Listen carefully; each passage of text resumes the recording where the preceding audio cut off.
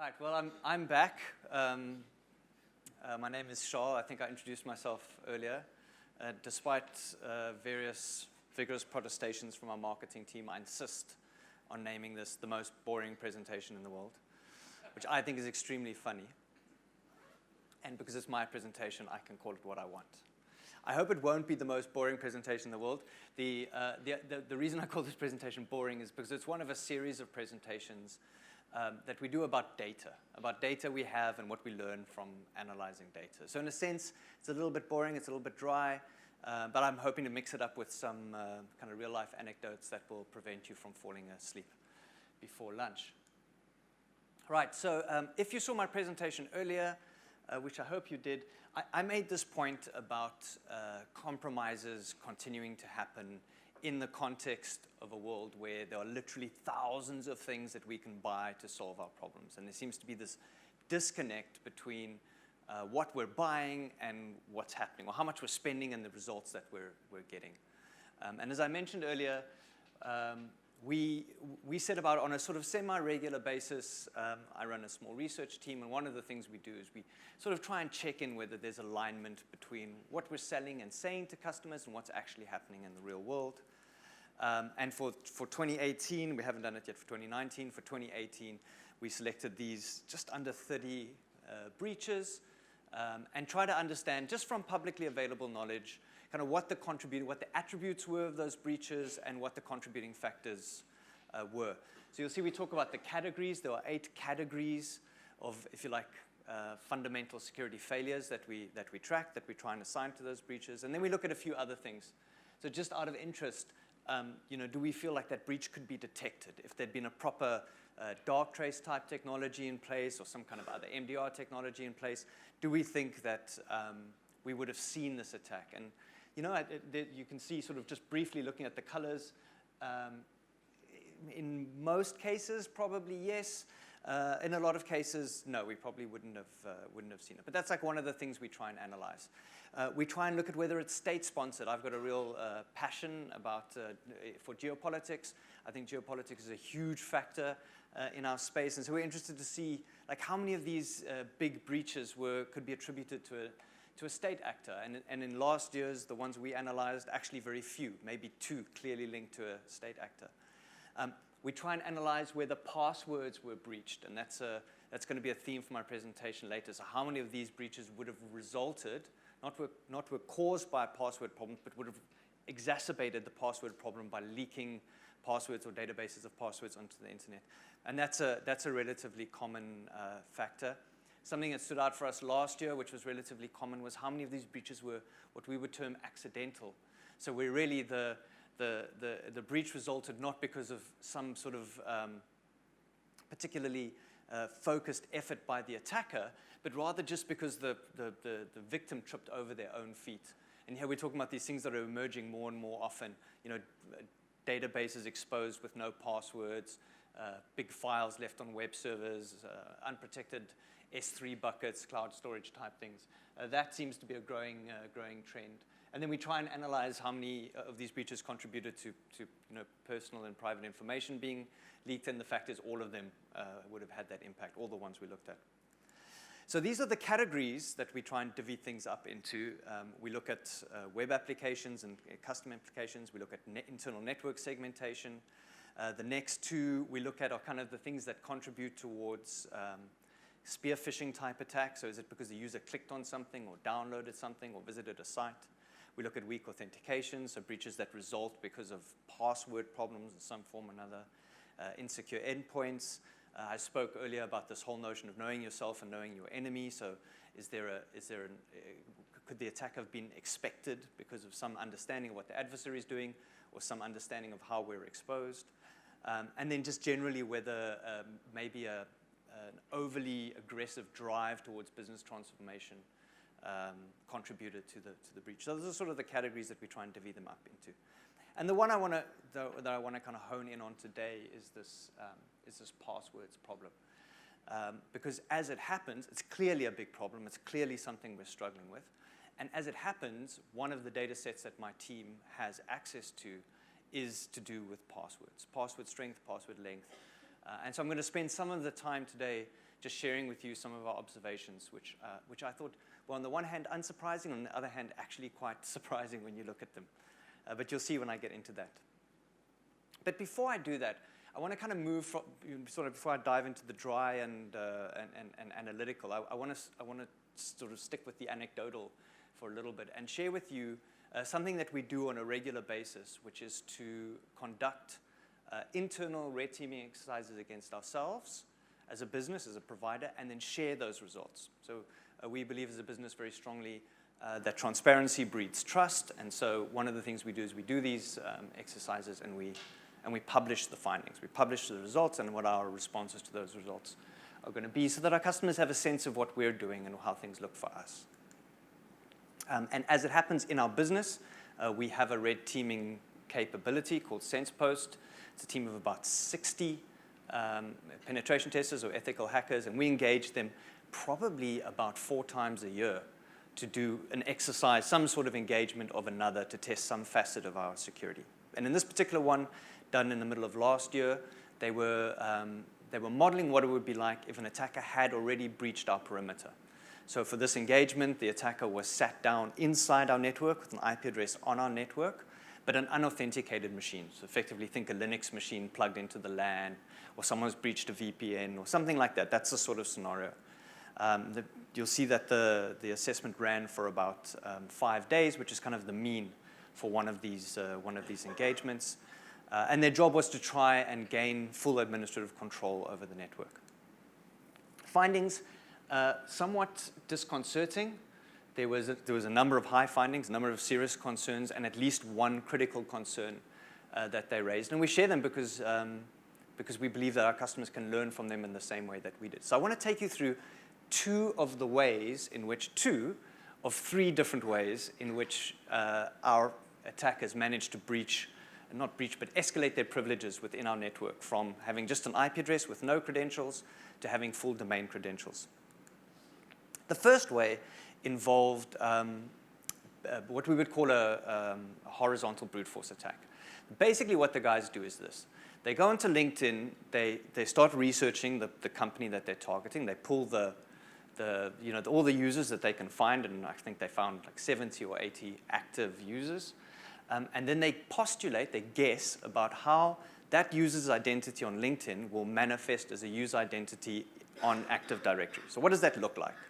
And it's not so difficult to do because they'll see it in email addresses somewhere, it'll be leaked out somewhere else, or maybe they just guess.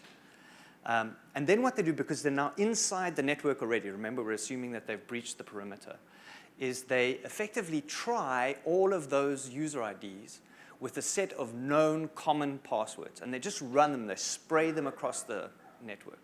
And as it happens, they found one. They found a regular user whose password was one of those that they predicted would exist within our environment. And I can say without shame, it's not a bad password. It complied with all the password rules within our environment. It just was predictable because the user had to choose a password, and at the time that we were doing this, we had monthly password resets. So every month, this user has to come up with a new password that matches these criteria, these security policy criteria. So they do, and as it turns out, if someone has to choose a password monthly, that behavior starts becoming predictable. And what the hackers did is they predicted what passwords people would choose, and they got it right for one user, just one.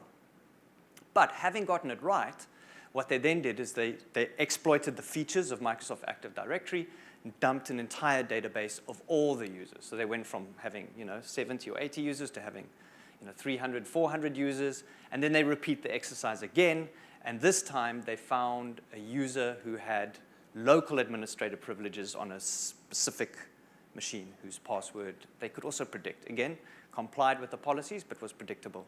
Once they had local administrator privileges, they dumped the passwords from the cache and then ran a cracker against that and were able to crack then a password for a domain administrator.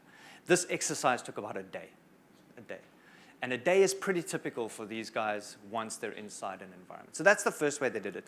And the key word there is they performed what we call a horizontal brute force. So they're not trying to guess the password for a single user. they're trying to find a user who's using a predictable password. And that changes the mathematics of it very dramatically in favor of the attacker. And you'll see later why that is. Oh, you can't really see that, but that's just the script that they're using running. That's the checking that the users they predicted actually exist within the environment. So you can sort of see how that plays out.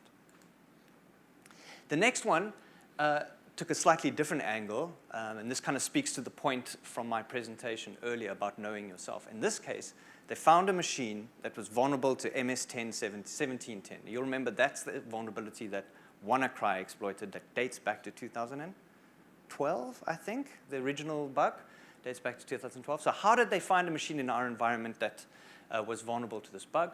Well, what had happened was we had an old HR system. We moved into the cloud. The IT guys moved everything across the cloud. But before they switched the system off, they just left it there for a little bit in case, just in case. And of course, the machine got forgotten, got dropped off our asset inventories, wasn't connected to anything, wasn't participating in the domain or doing anything else that suggested any kind of risk, but it also wasn't turned off. So they compromise the machine with an off-the-shelf exploit. Once they're on it, they RDP to it. They dump the credentials they extract the credentials from the registry, from the Hive, pull it onto a local machine, use a tool called secrets dump to extract clear text passwords and hashes from that, and they find a hash in there that they can crack, which is of a user that still exists inside the environment, right? So although that machine was now separated out from Active Directory and wasn't participating anymore, one of the users still using the same password. As it happens, that user is a domain administrator, and boom, it's game over. So you wouldn't think that this stuff happens, but again, this took them less than a day, and I would predict that if you gave them a chance to do this in your environment, you would see the same kinds of results, less than a day. So in this case, they extracted the hashes, the encrypted, quote-unquote, encrypted passwords, and cracked those to get out the clear text passwords. And there you can't really see. But basically what this shows is that in that Hive file, we have got not only the last used password, but every password that every user ever used on that machine is stored in its hashed form. So these long numbers over here are the NTLM hashes that's supposed to protect the passwords. So you can expect that in an Active Directory type environment, a reasonably competent attacker will get to this point where they have the hashes. The question is, can they get from the hashes to the clear text passwords? And that is purely a function of password strength. What passwords are the users choosing? And can those passwords be cracked? And just for a reminder, I'm sure you all know this, but just for a reminder, the way the bad guys do this is that they produce copy hashes of these ones. So they take passwords and they hash those passwords, because the hash can't be reversed. So they take passwords, they hash those passwords, and then they compare the hashes. Right? So what the attacker's doing is he's building a list of possible passwords, then hashing those and comparing them. And we've become very, very good at that, as you'll see when I delve into the data. So I want to spend some time talking about these passwords and how we choose them and how that contributes to having passwords that are effective, and how the attackers think about attacking those passwords. But before we do that, I need to pause for a very quick side study on Twitter, because I did some analysis where I compared my followers on Twitter, that's me over here, with Elon Musk and Mark Shuttleworth. These are famous South African contemporaries of mine. This is on a logarithmic scale. So while I have about 1,000 followers on Twitter over here, Elon Musk has about 30 million, right? And I'd like to catch up with Elon Musk. So I did an analysis, and I determined that my dog, my sister, and my mom are all already following me on Twitter. So in terms of opportunities for growth, I've sort of hit my ceiling, and so I'm needing to reach out to you to help me. I'm looking for about 27,398,100 more followers so I can catch up with Elon Musk. So please take a moment to follow me on Twitter. I will make it worth your while by posting lots of cat pics for your amusement. Right, now, password data.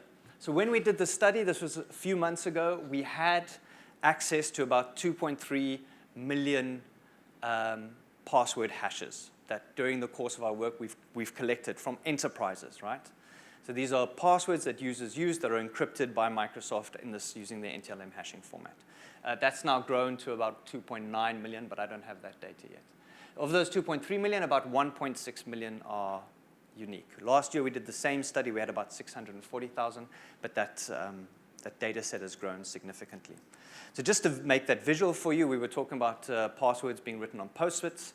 If somebody wrote each one of those passwords on a Post-it, and we piled all the Post-its up, then we'd have a tower of Post-its 275 meters high. That is a completely arbitrary and gratuitous fact that you don't need to write down. But I thought it would help make it visual for us. So then we try and crack those passwords, and I'll talk about the cracking process a little bit. And if we extract the unique passwords from that list, then we would be able to extract the clear text passwords for about 80% of those, right? So given that this is the mechanism that's supposed to protect those passwords from exactly this kind of attack, it's not very effective. Again, to visualize it for you, that would be a pile of 220 meters high cracked passwords written on Post-its. All right. This is how the data set is distributed. You see we've got customers or data sets from the UK, the US, various African countries, and South Africa. And some of them we've done more than once. Some of them we've cracked repeatedly over time. And I just want to point out something that's interesting. You'll see these are the ones where we've repeated the exercises. So 2018 and 2019, same data set. Early 2011, late 2011, 2016, and then again in 2018, and here 2016 and again in 2018. And one of the things that I noticed, which I thought was really interesting, was how much better those data sets fared the second time we did it. Which just says to me, it is worth doing these kinds of exercises. It is worth doing an analysis of how robust your passwords are against actual contemporary attacks and feeding that back into how you think about password strength. Because very clearly, there's a strong difference between the first time we do this work and the second time we do this work when we're doing it for customers. But that's a little bit of a side fact. This is how it manifests across the different countries where we did the analysis. You'll see the UK not the worst, but also not the best. I wouldn't make too much of this data, though. I don't think the data set is that big, and I think that our data sets are very different. We get them from very different kinds of places, very different kinds of customers, so I wouldn't read too much into it. I think what you can take away, though, is that even a very sort of developed and mature environment like the UK doesn't fare particularly better than a relatively immature environment like you'd see in the developing world. So this is a universal problem. As you see, in general, it's about 80% of the password hashes from enterprises that we get access to, we will crack. This is a photo of our cracking rig. It's not plugged in at the moment, you'll see. Because you can't think when it's running. We run 8 GPUs to calculate those hashes. And running through this data set would probably take us about 4 weeks. So it's not an insignificant amount of work. My point, though, the point I want to make is not about cracking the passwords. The point I want to make is about what we learn when we get to see the clear text passwords that are being used, because that's what's insightful. The first thing that's insightful, and this is probably the most interesting statistic I have today, is the length. So the great majority of the passwords that we crack that users are using are quite long. They sit between 8 and 12 digits long. Users are no longer choosing short passwords. Users are choosing long passwords. And I'm guessing that's because enterprise security policies aren't forcing them to do that. And so the question that occurred to me is that if they're choosing long passwords, if their choices are better, then how come password security is still such a problem? How come we're still so successful at cracking these passwords in the end? Well, one of the reasons is because although users are choosing long passwords, there is still a concentration of very, very obvious passwords that users are choosing. Now, these are not big numbers. You'll see like password 1 in a data set of 1.6 million. It's only 31,000 passwords that are password 1. It's not a huge number. But remember what I told you about how we were cracked. The hacker isn't looking to crack all the accounts. He's only looking to crack one. So one of the things they'll do when they're trying to find passwords for users in your environment is they'll look for these accounts. And if they have 600 users, they'll they're looking for a 1 in 600. If they've got 10,000 users, the stats get better and better and better, right? They're just looking for that one. So that's the one big contributor. But the other thing we'll see, and this is how the user who got cracked in our environment got caught, is that users use predictable elements. And one very predictable element that's very common is they put dates into their passwords. So our user who got cracked had a format, and she had to change the password every month, and so she put the date, the month, into the password every time. And the attackers sort of could guess what that might be, and so they were able to predict what her password would be, because it had this predictable element in it. The other thing we see is that passwords predominantly, not predominantly, but over 50% of the ones that we looked at will end with either 1, 2, or 3 digits at the end, right? And that's because we force users to put numbers into their passwords, and there are some numbers that make sense, like 1, 2, and 3, right? Password 1, password 1, 2, password 1, 2, 3. The others that make sense is to put dates at the end, 2017, 2018, 2019, all right? So in some ways, the policies that we enforce users get them to start making predictable password decisions. In fact, here you can see that in the data set we looked at in 2018, 10% of all the passwords that we analyzed ended with the term 2017. 10%. That's ridiculous, right? And that gives the attacker a huge advantage when they're trying to crack passwords. They're not running from A through to Z. They're taking these findings, these statistical findings that we develop by cracking these passwords, and they're templating them. And in fact, the cracking software that we use will do that for you automatically. You give it a database of passwords, it will develop a template based on these statistics and then crack according to that template. And so our effectiveness we become more and more efficient over time. And this is a breakdown of what one of those templates looks like. This is the template that was applied off the back of our 2018 analysis. And you can see the sorts of things that come out. 32% of all passwords will start with a capital letter. 15% in our 2018 data set would have ended with 2 digits at the end. 12% in this case, would have had a year in them. 9% would have had 3 digits on the end, et cetera, et cetera, et cetera. In fact, only of that data set, only 12% of the passwords didn't in the end comply with the template that the software created. And that's how you get to an 80% crack rate using this software. So I want to talk a little bit about what that says about how the attacker works and how that compares to how we think about security. And I made the point earlier on in the presentation that attackers think in lists. We think in lists, but attackers think in graphs. This is an idea that was raised in this Microsoft blog post. It's very short. I would photograph the link.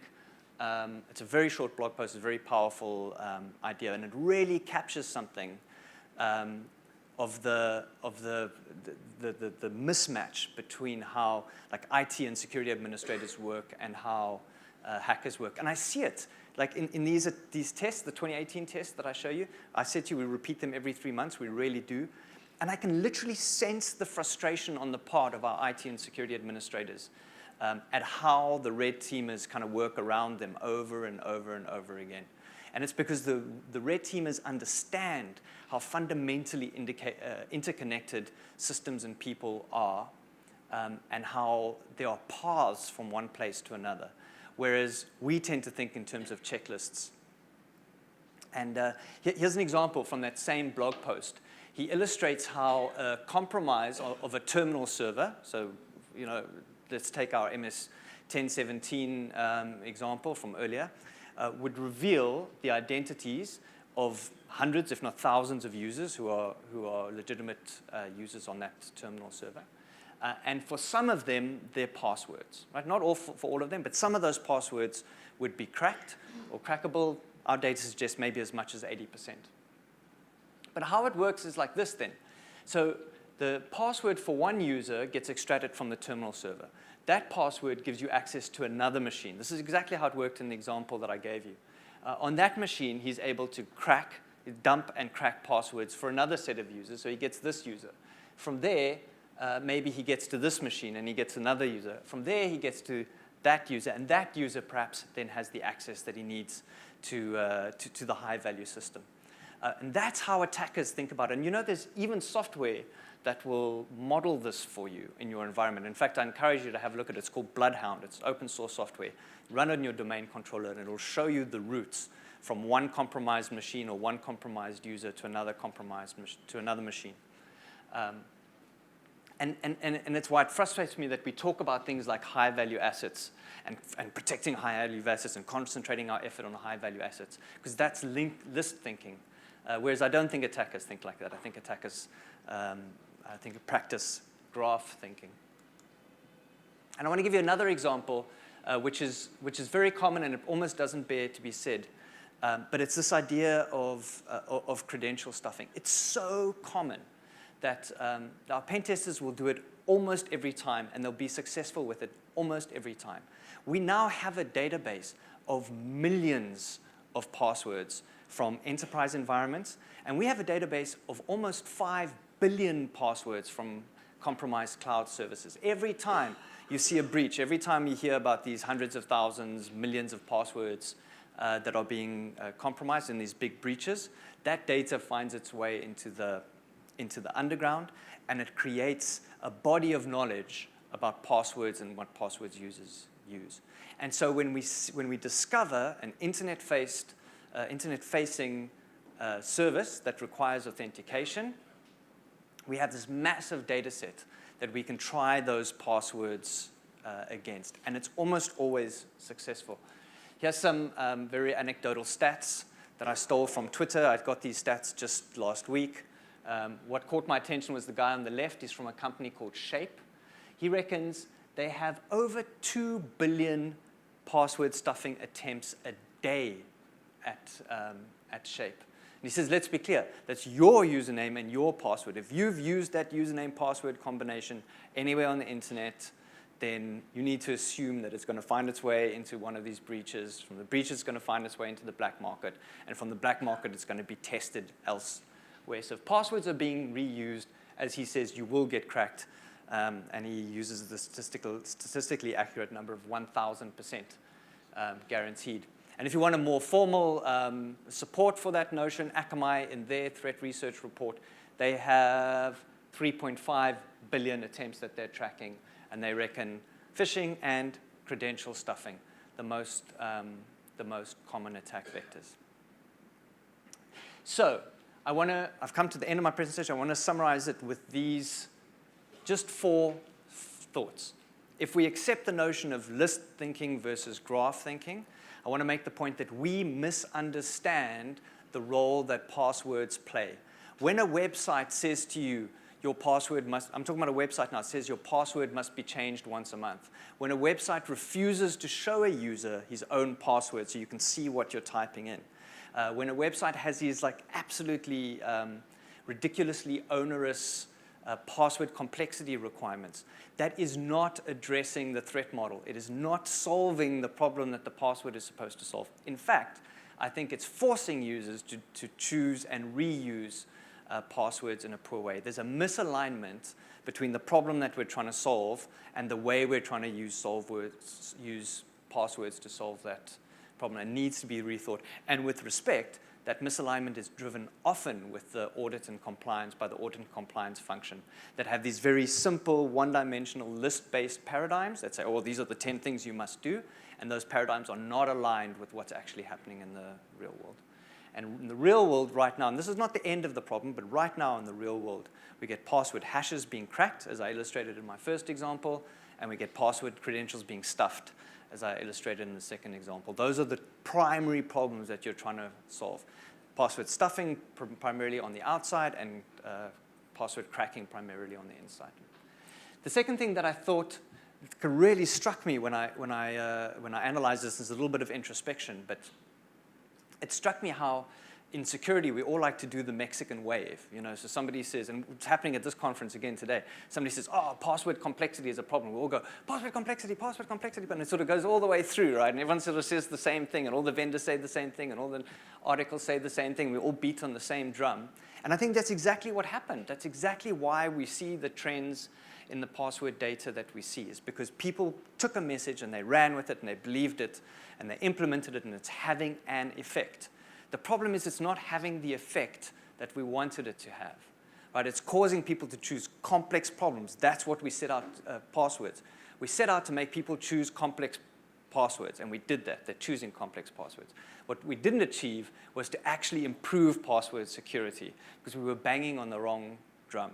And so I think there's a sort of a lesson for us as an industry, and for those of us who get to stand up in front here, that I think we need to think a little bit more about what we say and maybe be less quick to say it, all right? So less quick to speak and a little quicker to think, because I think often we've got people's ear now, you know? You're all very graciously listening to me stand up here and say my thing. And I think that it demands a little more, you know, a little more consideration and contemplation. And then the last part of my message right now, which is a technical one, is that I think today, if we're not thinking about if multi-factor authentication is not on your roadmap somewhere, then you're just being irresponsible. And I like the notion of passwordless security. I think that's absolutely the direction we should be going in. I like the notion of zero trust. Absolutely agree with that as well. I also absolutely buy the messaging that we've heard before about identity management and you know, provisioning. I think those are absolutely key points. But as a sort of technical first step, we need to be thinking about some form of multi-factor authentication. If you're not doing it, you're simply not doing enough. There are different models. There's a lot of criticism around SMS-based authentication at the moment, with sort of more and more vulnerabilities emerging in the SS7 and mobile space. There's a strong argument that says if you can choose, avoid SMS now and go to something that's a little less vulnerable on the network. But I think it's fair to say that between SMS-based multi-factor authentication and no multi-factor authentication, SMS is probably still better at this point.